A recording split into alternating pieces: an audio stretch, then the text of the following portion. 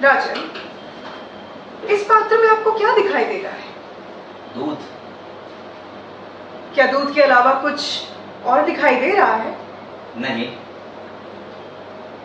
पर राजन, मुझे तो इसमें मक्खन भी दिखाई दे रहा है। क्या आपको मक्खन दिखाई दे रहा है? नहीं। लेकिन राजन, क्या इसमें मक्खन नहीं है? है।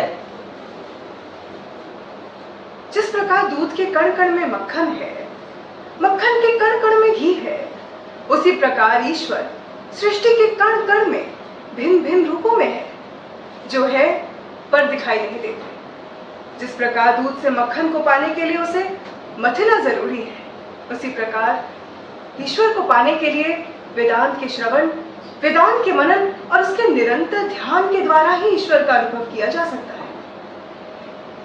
ये रहा आपके पहले प्रश्न का उत्तर।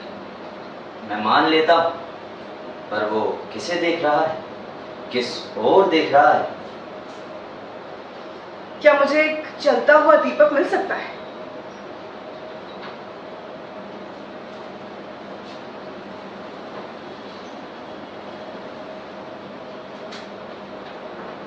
राजन, प्रकाश की लौ कहाँ देख रही है? किसे देख रही है? ये सभी को देख रही है, सभी ओर देख रही है। राजन, जिस प्रकार प्रकाश की लौ चारों ओर फैली हुई है, उसी तरह ईश्वर की चेतना चारों ओर फैली हुई है, और उसी चेतना के कारण हम चलते हैं, बोलते हैं और सुनते हैं। जिस प्रकार ये प्रकाश सभी ओर देख रहा है, उसी प्रकार ईश्वर सभी ओर देख रहा है। ये रहा आपके दूसरे प्रश्न का उत्तर। वो इस समय क्या कर रहा है? राजन, इस समय मैं आपके प्रश्नों का उत्तर दे रही हूं, इसीलिए मैं तुम्हारी गुरु हूं और तुम मेरे शिष्य। पर मैं खड़ी हूं और तुम बैठे हो। यदि अपने प्रश्नों का उत्तर चाहते हो तो तुम्हें मुझे अपना आसन देना होगा।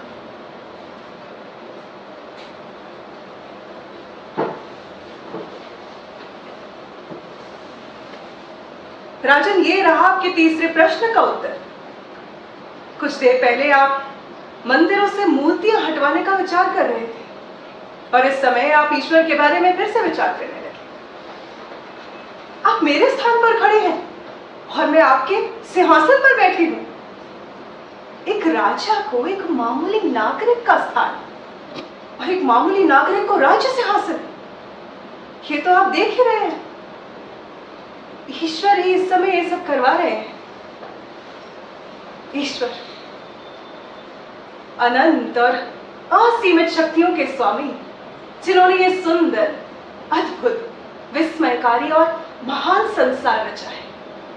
इसी संसार में सूर्य, चंद्रमा, तारे, ग्रह, नक्षत्र अपने अपने स्थान पर स्थिर है और गतिमान है, जिसके कण कण में एक व्यवस्था है। ऐसे शब्दों और ज्ञान के परे ईश्वर के लिए क्या असंभव है? तो कहिए राजन, क्या मंदिरों से मूर्तियां हटवाई जाए?